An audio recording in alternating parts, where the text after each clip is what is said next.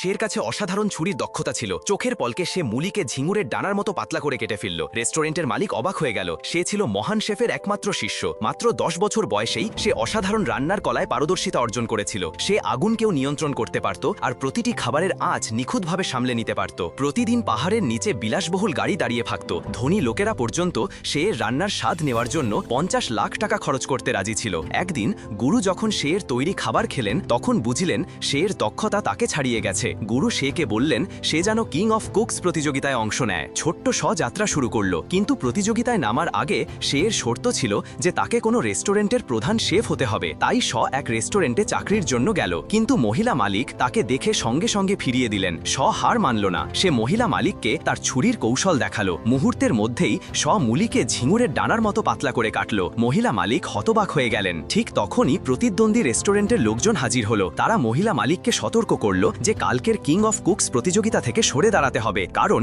এই এলাকায় একটাই রেস্টুরেন্ট চালানোর অনুমতি দেওয়া হবে আর সেটা হবে আগামীকালের বিজয়ী। তারা তাদের সিগনেচার ডিশ পরিবেশন করল। তার গন্ধে চারপাশ ভরে গেল। তারা ব্যঙ্গ করে বলল যে এই রেস্টুরেন্টের শেফ তো এখনো ভালোভাবে রান্না নিয়ন্ত্রণই করতে পারে না। মালিক উনি অপমানিত হলেন, কিন্তু তখনই সামনে এগিয়ে এলো এবং বলল সে এই ডিশকে বাঁচাতে পারবে। সবাই হাসল, কারণ তাদের বিশ্বাস হচ্ছিল না যে এই রেস্টুরেন্ট এখন 10 বছরের এক শিশুর ওপর নির্ভর করছে। কিন্তু মহিলা মালিক শের অদ্ভুত ছুরির দক্ষতা মনে করলেন এবং একবার বিশ্বাস করার সিদ্ধান্ত নিলেন।